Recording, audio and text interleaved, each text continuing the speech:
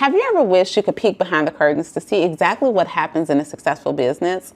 Well, if you've ever said that to yourself, then today's episode is just for you because I am sharing with you a private Q&A session that I recently did with some besties where I literally let them ask me anything, and I'm talking anything about building my real estate business.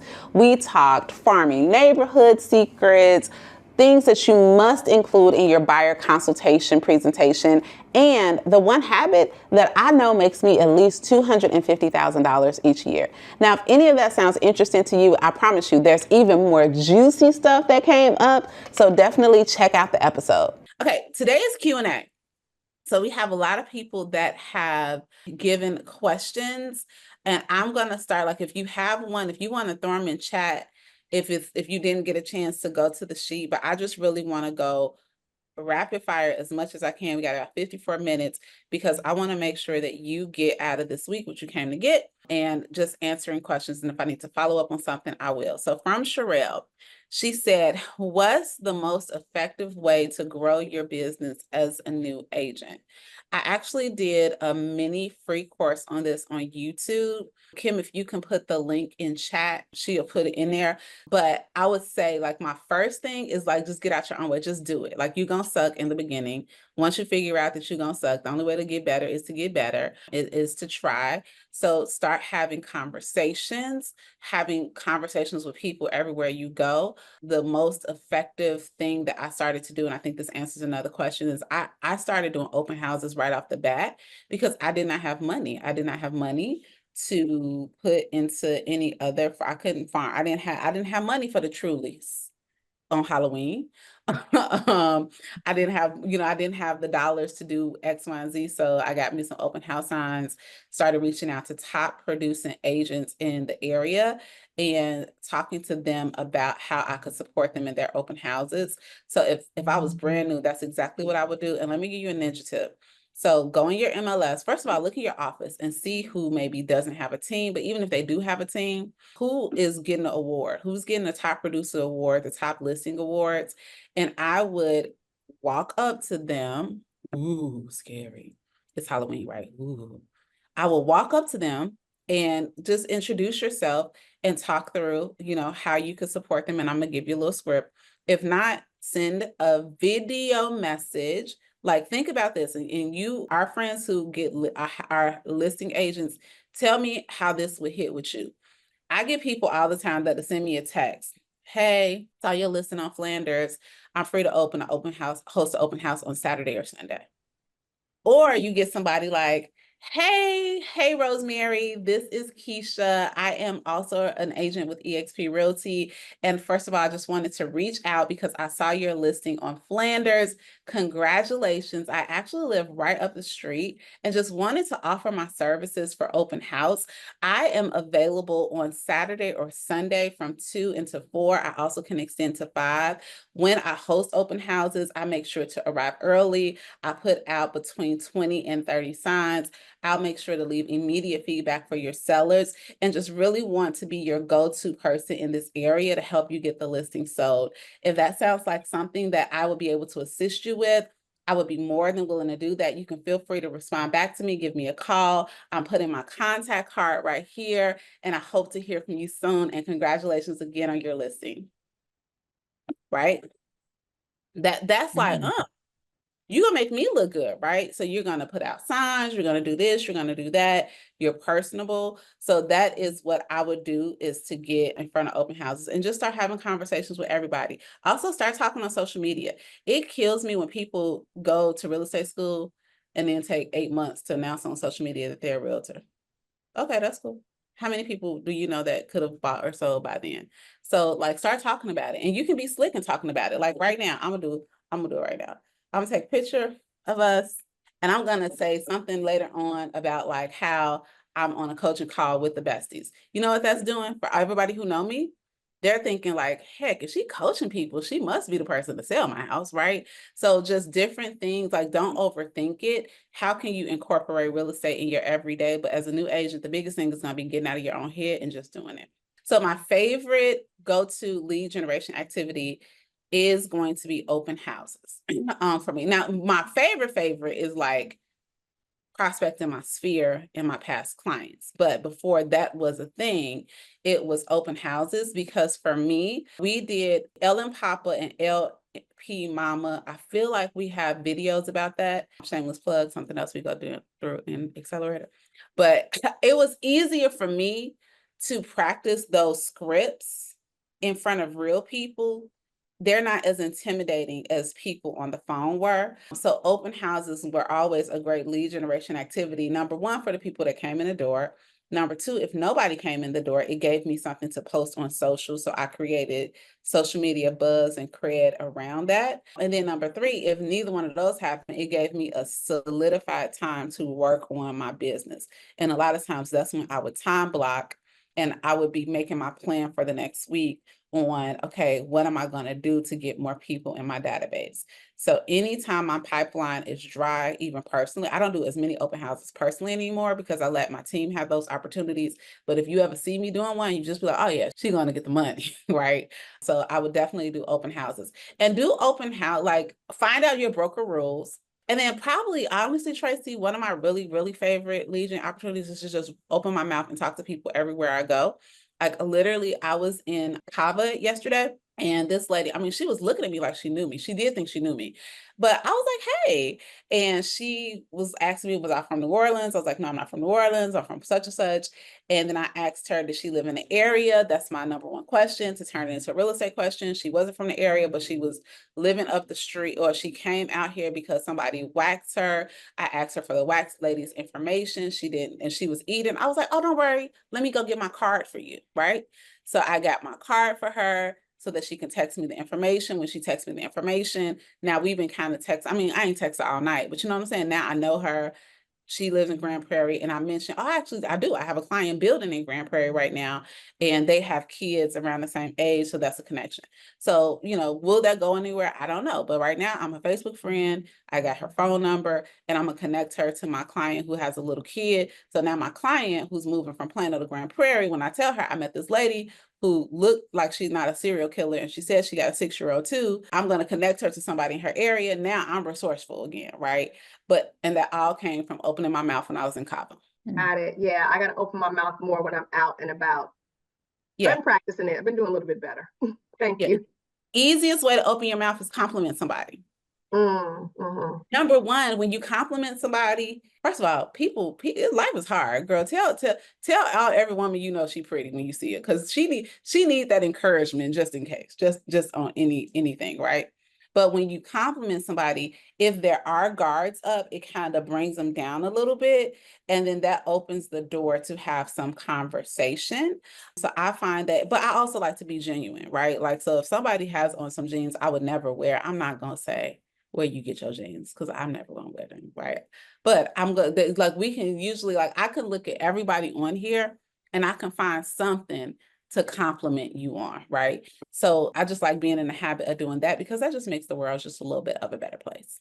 Okay, what specific strategies or skill have I learned that had the most immediate impact on your real estate business? I hate to bust your bubble, but this is a marathon, not a sprint. Okay.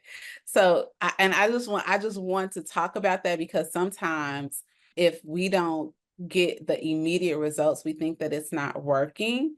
And I really want to shift your mindset about, like, instead of making this a everybody I meet gonna be ready in 30 days game, like, I just want to continually be adding to my database, so that and everyone is somewhere, like each one of you all, you're somewhere on the buying and selling a home continuum, right? Some of you may be very far off because you just bought a house yesterday, but some of you, like, it's been in the back end of your mind. Some of you know, like, hey, when my kid graduates, we're going to do this. Like, so my thing is, I want to get to know as many people as I can. Honestly, that's a lot. I want to go deeper with the people I know, so that they can introduce me to the people they know that they already deep with, so that I can be deep with them automatically, and figure out where they are on the continuum and how I can serve. Right. So that's, like, I just want to say that. But if I have to say the one thing that has been the game changer in business is time blocking, telling your time where to go, and then actually following it, figuring out those high leverage activities, and making time to do it, because what will happen, and I know you all probably like, tell me in the chat if this has been you, no shade, this is all us, is that you are spending your time doing a lot of stuff, but none of that stuff is really moving the needle. So really identifying the things, and I like to start with, okay, where was your last deal come from? Right? What did that come? And sometimes you're like, I don't know, like my sister just called me. So I don't really know, because that would be me. Like, I don't really know how to keep doing that because it seems random. But honestly, like literally yesterday, my phone rang with 3 referrals. One was from a past client. One was from a next door neighbor to a listing that we had. And one was from my son's girlfriend's friend's mama, right? Even though those might all seem random, they're not random to me, because I know that I pour into all of those relationships, right? From intentionally spending time with my son, he understands how I do my business, so he can, and his girlfriend does, right? So they can speak to the business, to intentionally client events, following the DTD to a connection schedule. I know that's what my past client came from, and offering a stellar experience to the next door neighbor of the listing who came over during the open house, and Stephanie knocked it out the park with just really showing professionalism. It was no question when they decided they were going to list their house. So the thing is like, okay, now how can I do more of that? So if the deal came from your sister, that's a relationship thing. Where are my opportunities to deepen those relationships? Well, probably let me pick up the phone and reach out to the people that I ain't heard from, right? Instead of just thinking, I wonder how they doing, pick up the phone and actually see how they're doing.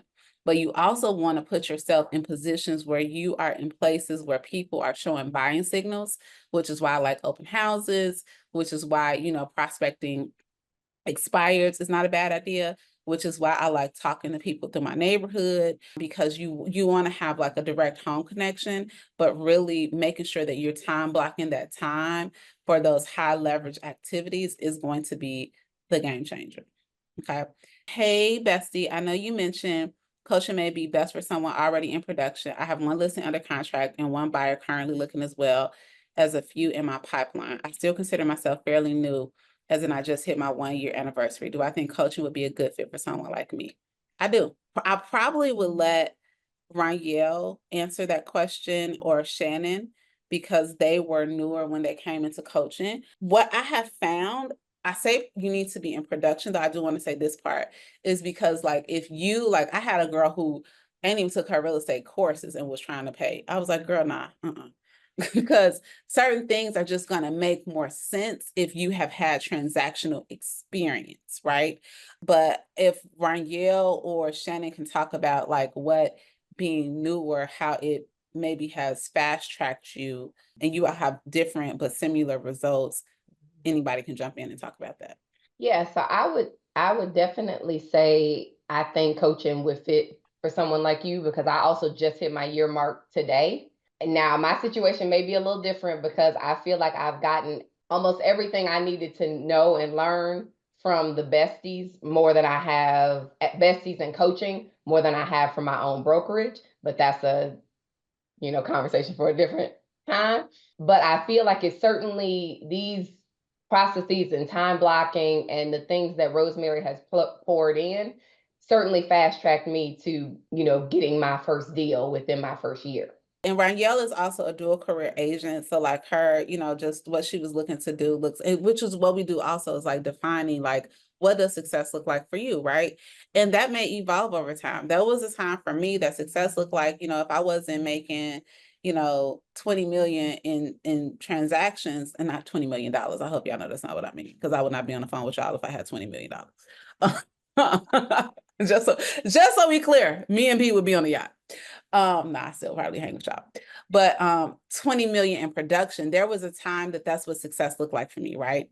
Now my life looks different. Success looks like this. Success looks like, being with the besties and still and coaching my team. So that means my production looks a bit different, but I got to be clear. For somebody here, like I think about Paula, who's in our coaching group. Paula is 2 years away from retirement. Paula would be crazy to quit her job to be a realtor, right? When she's 2 years away from retirement. But the idea for success for her is, okay, how do we ramp up this real estate business so that when I do retire, like her goal is to duplicate her full pay, because who know retirement ain't full pay, right? So she wants to duplicate her full pay in real estate transactions, and then that retirement money becomes play money that she can use to invest. So everybody's goal looks different. So getting clear on what your goal is. But I just think that I wish I would have had something like this. I joined a team, and I'm not knocking a team, but I wish I had an opportunity to spend a few $1,000s to see if the team would have been the best fit. And for some people, it is the best fit. I prefer being on the team anyway, but having this available. And Rangel made a good point about, and we've talked extensively about, like, one of her gripes is her broker. And not that her broker isn't a good broker, but the way that I have just shared it with her is that a lot of times your broker and your broker trainings are like, they're serving a buffet, right? Because they're meeting different agents at a lot of different levels. So they're really serving like to the middle. And honestly, most brokers are serving to the top, just so you can understand your systems and processes. When you join a program, whether it's this one or not, you want to make sure like that you are leaving the buffet. This is your birthday and you going to Del Frisco, you going somewhere where you can order. And not to the point where it's kind of like, everything you say you want, we just automatically do. But when we see a need for the besties, I use like what my experience is, and we use experiences of the other to help curate like what makes sense for you at this season. And that's a little bit different than you might find at some broker level trainings. And you have the direct interaction, which is different than just listening, like coming in, like EXP. I'm with EXP. They have wonderful trainings, but it's a little different to come in and listen and not have the connection and the accountability and the follow-up piece than being able to be a part of a different type of process. But I do not think, like, if you have not closed a deal, because also let's think about monetary, right? If you've closed the deal, then you like, oh, five grand. Six, I can make that. Like, you know what I'm saying? Like, because you've seen it, you're used to how it works. If you are in production, just even understanding the investment as an investment might be a little bit tougher. So we do recommend that you are in production. Thank you. That makes sense. You're welcome. Okay. Ideal long game for farming a neighborhood. I don't think I'm ever gonna be done farming my neighborhood, baby. I don't think, and I do, like, it's a long game. It is a long game. Now, I don't want to lie to you. Maybe I was in, and I don't even want to give you a time frame because everything is different. You know what I'm saying? That's like saying, how long did it take you to get pregnant? Well, some people got blue on and got pregnant. You know what I'm saying? And some people like doing everything they can. Like it's just it's a different situation. But I don't think that there's ever a time where you're not going to be, if you do it correctly. I think that you're always in some sort of farming mode. And like full disclosure, y'all, when I tell y'all, I don't know why.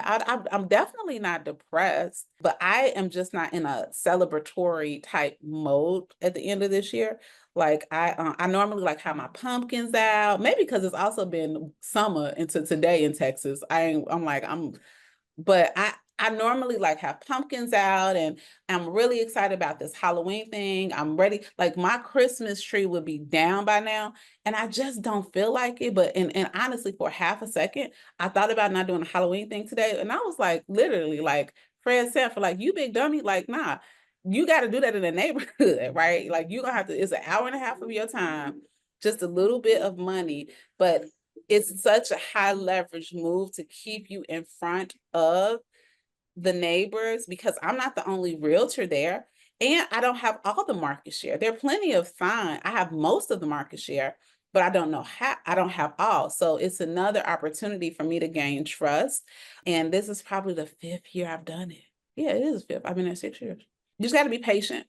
Well, this is also why, though, I probably, in the time I've been there, I send like postcards, like what we send like once a quarter, maybe. I don't send postcards with because I would rather take that. I think when I send postcards to the neighborhood, it's like $400. I'd rather take that $400 and do a mimosa night. Yeah. So how do postcards work for me? They work fine. I guess I think they work in conjunction with everything else. Does that make sense? So I'm not like, I can't live, like, I've never just sent postcards. I'm sending postcards in addition to open house signs in the neighborhood, in addition to showing up in the Facebook group, in addition to, everything else. So it's not just a postcard. So I don't know if the postcards are the driving factor, but I don't think so. How do I help buyers feel comfortable going through the process, even though they're scared? Sesame, are you where you can talk? Tara wants to know, I want you to talk about what we did and what our experience was just before we got this call. How do I help buyers feel comfortable with going through the process, even though they're very scared? Well, we just tag team a buyer's consultation, y'all. So during our buyer's consultation, this is a time where they really get to see us in our personality, right? Because we're talking to them face to face. So this is not like, it's literally Zoom and we have our cameras on. And we're just laying it all out and literally just going over the process in itself and just being calm and kind and polite and allowing for them to be able to ask questions, doing everything we can not to make the process seem so scary, but also letting them know like you have a voice, not just outside of us, but with us too. So I think it's all about how you present yourself and then just the environment that you create to make these people feel comfortable. I hope I'm making sense. No, you are making sense. So we have a detailed buyer consultation presentation that we do. And it just so happens, so one of these, you told y'all I got like the thing. Yeah, that's number one. Like I got the call yesterday. We were on a buyer consultation today. Don't be like, oh, you available next Tuesday? No, you get these people while they are hot. While they are hot and they're interested and they're ready to go, you get them on the phone. So we got, Sesame is laughing at me. So we got on the phone and did a buyer consult today, and we have slides. I don't know if anybody was a part. I actually did this as a training over the summer, and you had access to the slides for 30 days. But we literally went through the consultation, and this is when you, like, as you get good, what you want to do is highlight every objection, because they normally have the same objections. This consultation gives us an opportunity to not only walk them through the process, I also, from the very initial conversation, assume the role of their realtor. So after our first slide talks about what it looks like to hire a real estate agent. After we talk compensation, oh, by the way, Sesame, did we get any pushback when I told them they probably gonna have to pay our commission? Not at all. You even asked, did they have questions? And they were just like, nope. I was like, oh, you don't want to know how many percent I charge? Let me tell you, this is what we charge. And if this happens, then this is what you're responsible for. Any more questions? No, we're good. Just go ahead and send it to us. Great. We just send it, Sesame. Yep, I did. God bless. Okay. So in that consultation, though, not only do we talk about the process, but I even say things like, we're here to support and guide you, because as first-time home buyers, not only are there going to be things in the process that might make you feel uneasy, but like, this is a really big step. Y'all should be so proud of yourselves, but it's going to be natural to have butterflies in your tummy and just feel very nervous about that. And we want to make sure that we keep the lines of communication open, because we're also here to help support you through that, right? So I already know what they're going to experience. So before it happens, it gives us an opportunity to talk about it at the consultation. So when they do start feeling nervous, because that's what people do, y'all. I just had a consultation with a girl the other day. She talked herself in and out about selling her house 4 times on the phone with me, literally. But sometimes they don't invite you to that conversation of talking themselves in and out. So in your consultation process, how are we handling those objections? And I know when you're not as comfortable, like if you don't really, this is why the role playing is important, and being able to think through different personality types, because like just because they don't ask about interest rate don't mean it's not on their mind. Just because they don't ask about affordability don't mean it's not on their mind. So when somebody calls you and it seems like out the blue they're under contract and they don't want to move forward, like one of my principal when I was first in teaching, she told me, Rosemary, you got to get good at noticing what people say, but more importantly, what they don't say. And as you get more versed as an agent, a lot of the objections are common. So how are you going to handle them before it comes to the forefront? Because unfortunately, sometimes you may not. And while I'm on that, even thinking about your social media messaging, right? My messaging on social media used to be all wrong, because I had a social media manager, and it was pretty much that messaging, like, if you're renting, you're a dummy, you should own your house. It wasn't that blunt. No, seriously. And I bet you, for real. And it wasn't that blunt, but that pretty much was what it was like, if you're renting a house, you shouldn't rent. It was almost like shame selling. And I didn't realize, like I didn't realize how it was affecting people until one day I actually had a conversation, Stephanie, it was with Tasha. And Tasha told me that she was like, I gotta be honest with you. I have felt like attacked by you.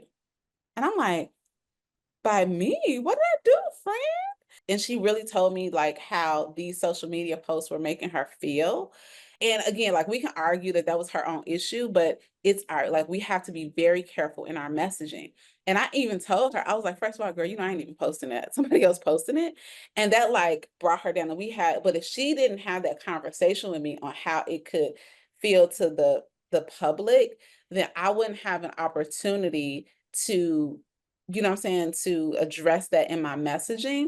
And here's something else, as you become more successful, you also have to be very careful that your messaging does not convey that you're untouchable, right? That you're unreal, like that you are unattainable. Is that the word that I'm looking for? People tell you that you look like you're too busy. Yeah, people tell me all the time I look like I'm too busy. So I always say to people like and this is also why like calling your past people are important, because I'll call a past client and they're like, oh, you so busy. I'm like, girl, that's off social media. I ain't that busy. Like, I'm like, I'm not as busy as, and maybe I am busy to them because their capacity is low, but that's why also making those phone calls and because they may have decided in their mind, oh, Rosemary's too busy. So I can't, like she don't want to be bothered with selling my little $400,000 house. And let me just tell them, they $400,000 house is also paying my mortgage too. So you have to be careful of our messaging. And I don't even know how I got onto that, but there we are. Kimberly just put in, if you have not done our buyer consultation training, you can, we recorded it, so you can get the recording and you can get the slides. But if you've already signed up for Accelerator, it's included. Remember, anything that we have created for Accelerator, it's included. But I ain't give you a refund if you bad on it twice. That's on you, not swing. But if you haven't been a part of it, if you weren't a part of it then, and you want to see the consultation, and actually today I recorded the consultation that we did with those clients. I'm going to send it to the VA just so he can block out my client's face, and Accelerator people, that'll be in your portals too. Because I don't think we've ever done one where it was with I've modeled it, but this was a good one with the actual clients, and you can hear their real life questions, and you can hear how we assume responsibility as their agents and things like that, and develop relationship and rapport with real people. But I just want to block her face out. Okay, first of all, I feel like I always say your name wrong. I'm so silly. It's turquoise. Turquoise. Yeah, like turquoise without the R. That's what I tell you. I need some t-shirts. I feel like you said it to me like that before, but I feel like, yes, because I want to say turquoise. Okay. Yeah. I've had a lot of deals slip through the cracks this year. How would Accelerator coach teach me to convert those lost deals? Because it's one thing to get it, it's another thing to get it to the closing table. Mm-hmm. Oh, I wish Takesha was here. I'm here. Okay. I know you haven't had maybe let's talk about how Accelerator supports you while you are in transaction with challenges. Ooh, which transaction you want me to talk about? Because we had 3 that you can help me get from start to finish, baby. Lessons. From start to finish. Just lessons. You can give a generalization on how it has helped you. It has truly helped me with challenges that I've come across that sometimes, and when you go through real estate school, they teach you how to stay out of trouble, basically. But when you're in coaching, it helps you go through situations that your coach has already gone through these things. And sometimes when you're dealing with your broker, they're busy with whatever they have going on.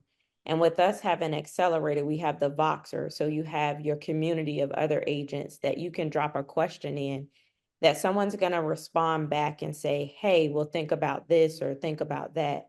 So there was a situation where I had something that came up and I literally said, hey, this is the situation. And Rosemary came back and said, well, do this. And I was like, oh my God, why didn't I think of that? So it just helps you spark other opportunities or things that you may not think of because you're in that moment. So that's what accelerating coaching has helped me with, is sometimes just helping you think of things that you may not think of right in that moment. So those are the things that's helped me get from start to finish. Did that help answer the question? And Rosemary, can I add something?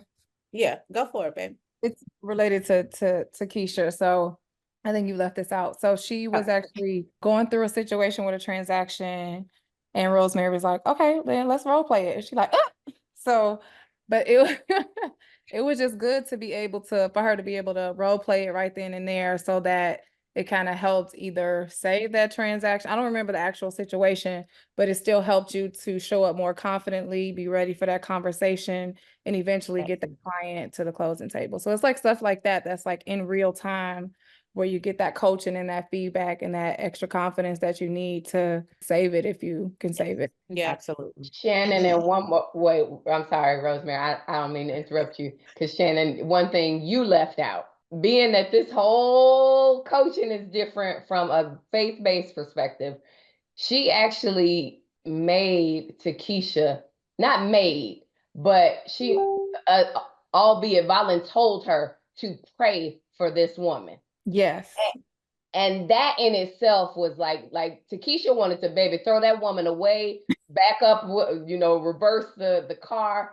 And she prayed for that woman. And that in itself was like big for me, because it's so easy for us to be like, man, please, I'm out of this situation. And yeah, so. And here's the finale on that whole situation, y'all.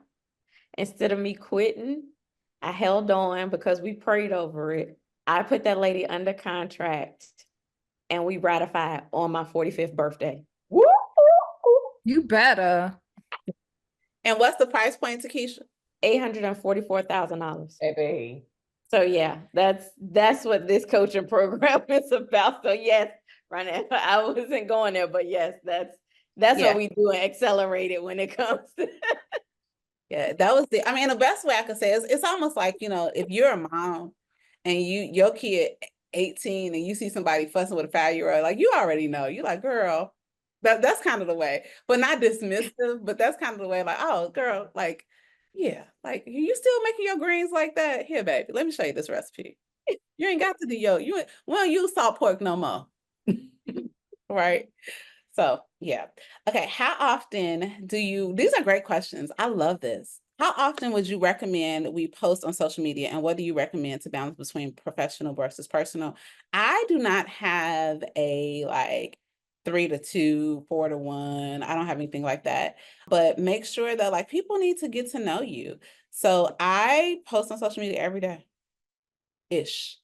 Sometimes I do take breaks. This week I have been conscious about pulling back from Instagram because what I wanted my energy to go to you all, right? But ideas show up in some form or fashion, and you just have different ways that you bring people into the fold with you.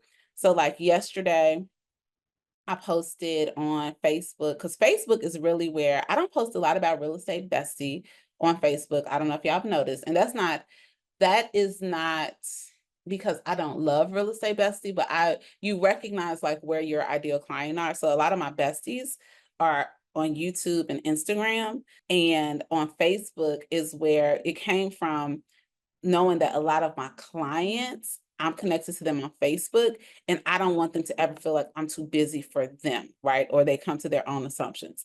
So I post the houses we sell. Sometimes I always tell a story about houses. And I share my personal life. So this past couple days on Facebook, Kim is showing you, this is in my neighborhood Facebook group. Had a blast today with amazing women in my neighborhood. Oh, this is on my personal Facebook, actually. Yeah. For Muffins and Mimosas. So I did this neighborhood event, but I posted it on my personal Facebook. You see that? Huge thank you to my co-hosts. Always so good. And what do you see? You see, what I'm saying? I'm diverse. I'm for the people. I'm for all the people. So I'm holding all the babies. We smiling. We doing all things. Okay, go to my normal feed right now. Okay, so normal feed, you see Real Estate Bestie. This is vulnerable, but I'm bringing everybody into the fact that I have chosen to be alcohol free, because guess what? I was wrestling with the decision. Is somebody who's wrestling with the decision, or maybe for them it ain't alcohol, it's something else that they don't know if they could give it up, and I get to share it. But I'm in my office, right? Scroll down a little bit. Look, we have 389 likes and 93 comments. So when it's time for me to prospect, guess who I'm reaching out to? All 93 people who want to talk to me about being alcohol free, right? Sesame on my team, because I want to present as a team. She posted, that was a dope post, Steph. It was a really dope post. Cause she loves her neighborhood. She was her city. She like, and they love me back. They didn't name the street after me. So like I shared that. Why am I sharing it? Because I have a very vast referral base. So when I have somebody who wants to work with me, like the people today, but I'm going to offer the opportunity and partner with one of my team members, I don't want them to just feel passed along. I want them to feel like they know them. So I highlight my team on my page. So like here, I said, someone sent this to me in CL, no name or no note. Y'all, this is so funny. Because I do, like, people send me, y'all know my clients know where I live. So I get gifts, not all the time, but sometimes to my house. So I get this in the mail. I'm like, oh, look, somebody want to bless me in CL. They sent us this adventure challenge book. Who did? I'm like, who did it? Girl, how about my son ordered that for him and his girlfriend? I'm that old. Where your kids doing stuff like that.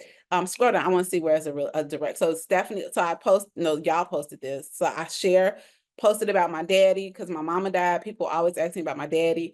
That's real estate related. So like I'm posting all the time, and it don't have to be too deep. I'm trying to look for something like we just had the event. Yeah, we just had the event. I'm trying to see. Okay, so like our office redecoration. That's not a real estate related post, but do you know how many people have been messaging me about this? And I'm like, you need to come on up here so we can talk about you buying, whatever their real estate thing is. So yeah, I don't have a normal, I don't have any rhyme or reason. This is another heavy hitter real estate girl. I talk about competition over collaboration over competition. So it was important for people to see me and her out walking and talking. So yeah, I just do I show up every day though. Look at this one. I said, it took a while, but for all my clients who trusted me and went to Melissa, look at y'all now. And when I look at y'all's, I know it's not a word, but I made it up, home equity reports, Kroger isn't the only way you are winning. Thanks for trusting your girl. Scroll down, because I think one of my clients responded, we will forever trust you. Right? Yeah, I'll just bringing people into the fold. I always do a live like once every 2 weeks, talking about houses, so all the time. Takesha said wants me to tell you how I had everyone looking for a chair. So like one day I posted these chairs we're sitting in. I found one of them at Burlington, and I just posted on my page, like anybody. Yeah, there go Alicia. She was on there. I was like, anybody, if y'all out and y'all see these chairs, can you find it for me? Baby, I could start selling these chairs. How many people reach out to me for these chairs at this point, right? So that's just it. Okay, we can come off of that. So the point is like people do business with those who they know, like, and trust. So social media is such an easy way to build the know, like, and trust factor. How do you discern what to invest your time and money into to grow your business if you are a newer agent? That's going to be different for everybody. I like to start off to see, like, number one, what are you good at? Right? So Lee, you said that you also are gifted in event design. So how can you marry that with real estate, right? So I would think off the top of that, if you want to work with first-time home buyers or something like that, what type of event can you put together that demonstrates that? But I think that until you get to a point, like some people invest in leads and stuff like that, Zillow and all those things. And I'm not saying that doesn't work. I have a really good friend named Amber. She's been on a podcast. Amber kills it with Zillow leads, but Amber knows how to convert, right? Amber has a very, strict process on how she calls and how she follows up. So spending $5,000 a month on Zillow ain't nothing to her because she but how many people can do that, like, long term? You know what I mean? Like, can spend $5,000 a month to get 2 to 3 deals a month out of it. It might take a while. So if I'm going to spend my money and time, for me, it's where can I get and develop some relationships? So open houses, having conversations with people, picking up the phone, meeting neighbors, when you do the open houses, door knocking those neighborhoods, and then if you are the type of personality that you actually do better on cold calling and stuff like that, because some people are just better with that. My son is better with that. Then I would invest in sharpening my skill there so that when I do cold call, I can convert more. I feel like my market is becoming saturated. Every time I get on Facebook, someone I know has gotten their real estate license. What are a few tips to be sure I stand out in this market? Be you. It's only one you. It's only one you. It's a whole lot of women in the world, but your husband chose you, right? And stop, like, don't worry about all that noise. It's always going to be a whole lot of other people. It's like, so don't focus on them, but be you and figure out what your superpower is, right? When I figured out that my superpower was teaching, you was a teacher for 14 years. And because I tried to shrink that, right? I thought that people wouldn't take me seriously for being a teacher, like they would think I was being an imposter. But when I embraced, like, God has gifted me with the ability to teach and support, and I went, like, that's when I developed I was like, nobody ever taught me how to really do a buyer consultation, so maybe I should develop one, right? That was started to be the game changer in business. So just figure it, like, run your race, stay in your lane. And Takesha Ruffin wants to add to that. Go for it. So I wanted to share that definitely be yourself. When I relocated from San Antonio, Texas to Richmond, I struggled with, feeling like, how do I fit in here in the Richmond market and how do I stand out? And my first thing was like, my first words was, I can't make it here. I'm in an area that, I'm not going to be able to do this here. And I was just like, I can't do it. And I finally just shut down the noise, and I got into coaching. I found Rosemary on podcast and I started listening to some of her things she talked about. I started implementing that stuff. Then I got into coaching. And I think when I met her, I told her, I was like, hey, I already have so many transactions underway. And now I'm like really like gearing up, but you really got to shut down the noise and just be yourself and find what works for you. Definitely stick with what works for you and not pay attention to what else is going on around you, and just stick to what works for you and do that. Because once I started doing that and because this person over said do this and this person is doing this and I'm on Instagram, on Facebook, TikTok. You can't do all of that. You got to find one thing, stick with it, and roll with it. And that's it. Yeah, and I just want to add this too. You got to get to know your creator so he can make it very clear on you, the creation. Because just like y'all, I feel like I don't feel like an imposter in the real estate world anymore, but like I'm stepping into a real estate coaching world. And if you didn't notice, it ain't a whole lot of people look like me that do that, right?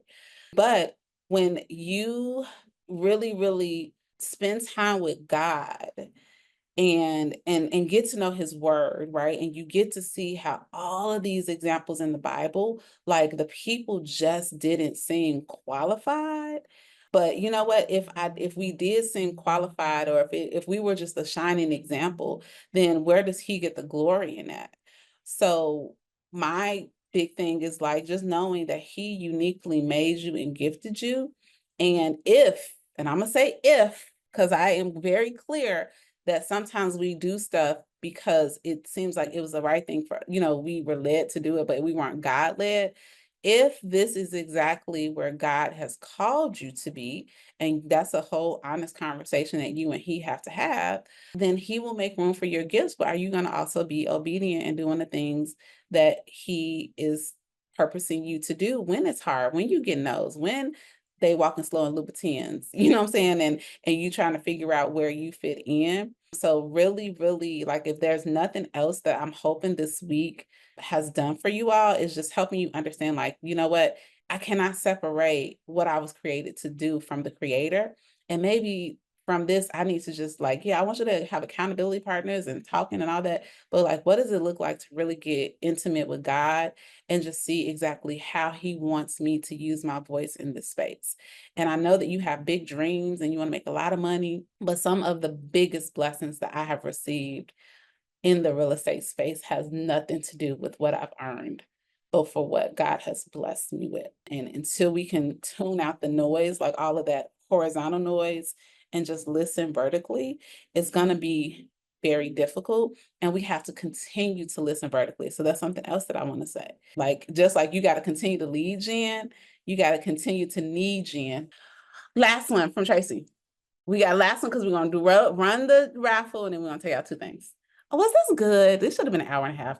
And if we ever do this again, the last day needs to be an hour and a half. Okay. For dual career besties, how has the program helped you balance a dual career effectively? How do you manage time and workload from both your primary job, personal life, and real estate duties while in the program? Who is really doing? Ryan, yeah, you're dual career in here. I wish Paula was here. She probably like, yeah, and Paula's like, this is Tuesday. Like that's what, like we only really meet on Tuesdays too. This has been a jam-packed week, but we only really meet on Tuesdays. But Ryan, you want to talk about that a little bit? So luckily for me, I get the opportunity to, most of my client group for my career is on the West Coast. So when they're awake, when they're asleep, I'm moving and shaking. So I can get some things done while they're, still asleep. But as Rosemary said, it's that time blocking and really adhering to your time blocking and doing what you say that you're going to do during that time block that makes it effective. Is it going to work all the time? Nope. I'm not even gonna lie to you. It's not, but dust yourself off and do it again. That's what I say. And then Rosemary, can I add something on a kind of opposite spectrum of that? You sure can, boo. So I was dual career, and honestly, accelerated coaching was really the safety net that I needed to no longer be dual career. So I ended up taking the leap of faith, but I knew I needed something real fast to be able to start making some money. So this was my plan to get into the coaching to help accelerate that process. And it has been amazing. So I know a lot of people kind of go back and forth with that. Everybody's journey is their journey, but this definitely was a saving grace for me when I was kind of at that crossroads of like, okay, jumping, and then like, okay, now I jump. What do I do now? So Can I put the icing on the cake for everybody with the dual career? Come on. Because I was a contract employee with the government, and I was, like I said, transitioned from Texas to Virginia, and I was doing contract work, and my contract ended.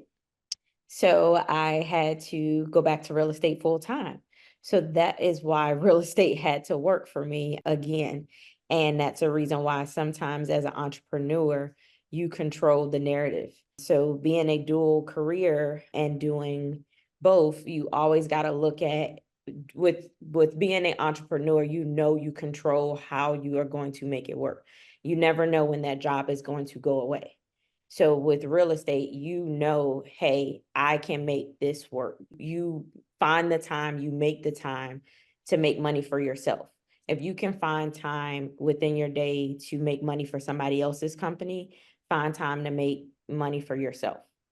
So I used to, with my dual career, I was working from home. So I would take at least 20, 30 minutes out of the day, lunchtime, whatever, to do my prospecting. And then in the afternoons, I would take another hour or two to follow up with clients or whatever. So make it work. Yeah. Thank you. And you know what I think? I think that the coaching holds you accountable, because one of the challenges with being dual career is that if the deal don't close, or if you don't, if you don't get a client, you're not going to be homeless, right? Which is a good thing, but it also, good is the enemy of great. So when you have a good thing going, sometimes it can block us from our great thing. And I think that coach, first of all, the investment, like I'm the type of person, I'm like, I didn't pay for it.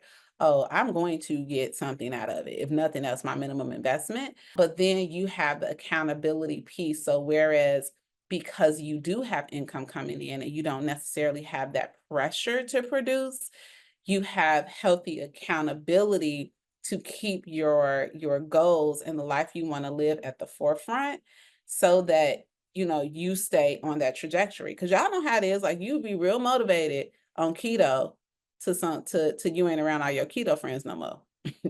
And then that motivate, you want the result, but it's easy. And environment is everything, right? And we talked about that a little bit with high leverage moves. Like when you create and set the environment, like we will tend to go with the flow of the environment. So what environments are you going to put yourself in to keep you going in the direction that you want to be at? Last question from Latoya. Hey, Latoya, from the greater Houston area. How can I incorporate my spirituality in my work in a way that authentically enhances my service to clients, helping them feel supported? Kim, I can't stand you. You probably want me to cry. No, I don't. Helping them feel supported and understood on a deeper level while staying professional. Latoya. Okay. Nothing has deepened my faith walk like entrepreneurship, right? Because, I think that, and we talked about it a little bit with the whole dual career situation, like you have faith in man, like your job, which y'all know that that's one of the worst things you can do is only have one string of income and trust people. People work for me, and I'm thinking to myself, do they really trust me with their livelihood? Like that's a lot of trust, because minute by minute, I'm like, okay, Jesus, what's gonna happen? So we go from trusting man to then trusting ourselves. That's where a lot of people in real estate fall. I can do it. I'm so headstrong. I'm just the type, I'm a lion. I saw an interview last night. A girl was like, I'm a lion. All right, wait until a bear come out. Right. So then we go from trusting people to this self-fulfilling prophecy. And then something happens where in entrepreneurship was one of the catalysts for me, where I understand that even when I think I got it, but by the grace of God, right? What does John 15:5 say? Apart from you, I am nothing, right? And we are women. We put the world on our backs. Like, God has been so gracious in how he has gifted us that we fool ourselves to think that we can do it without him and his people, right? So what this walk has done is it has put me in positions where I wanted to be. I have been sitting with people and I usually have all the answers, but all I could do is pray, right? All I could do, like one of my first listing appointments, I'm so excited, the girl about to sign the paper and she dropped the pen and she looked at me and she said, my son killed himself in his house, right? And I'm just looking like, because at first I was so commissioned, I was like, but I need her to sign the paper. And I felt the Lord telling me I needed to stop and pray and intercede for her right then and there. And it was literally a test. Like, even if she was, because the Spirit was leading me to cover her, but I was so worried about the business because I also needed the money. But am I going to trust God and the Spirit or trust this commission check, right? So there will be certain times where God will lead you to literally cover your clients. There will be times where just the way you service them will be probably the only Bible they'll ever read, right? Yeah, so I think that comes back to, what does your walk look like? Time blocking. What are you prioritizing? It don't have to be an hour. Like, you don't have to do a liturgical dance every morning before you get started, right? But what does prioritizing your time, what does healthy community look like? What does being in a Bible believing, truth-based church look like, so that you can understand truth for yourself? And now, God, from that, how do I let the overflow of what I'm receiving from you overflow into every area of my life and my business?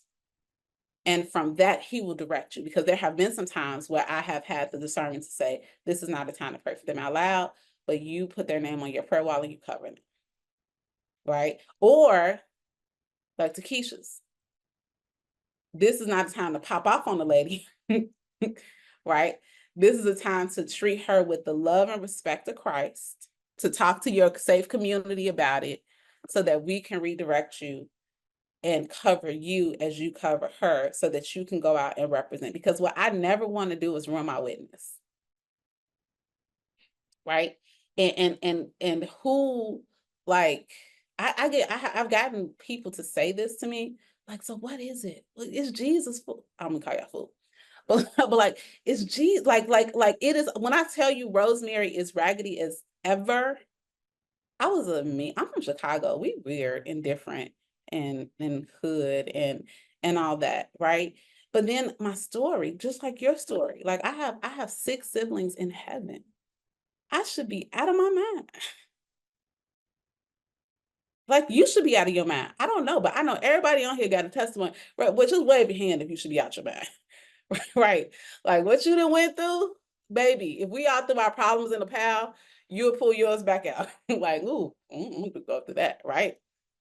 So when you serve a God who is that good, number one, I got a responsibility. Like, I just want to know him better for me. And as I know him better for me, now he has blessed me to be in a job, in a career that's more of a ministry, where I'm helping people at their most vulnerable times, buying and selling house. There's a lot of emotion around that. Okay, Lord, so how are you going to lead me so that I can lead them well? So it starts with you. If you enjoyed this episode and you have a real life bestie that you think it would resonate with, y'all, do me a favor. Go ahead and hit that share button, because you know what? We are better together. Make sure you share the podcast, and I appreciate your reviews. I appreciate you giving me 5 stars more than you know. I'll talk to you next week.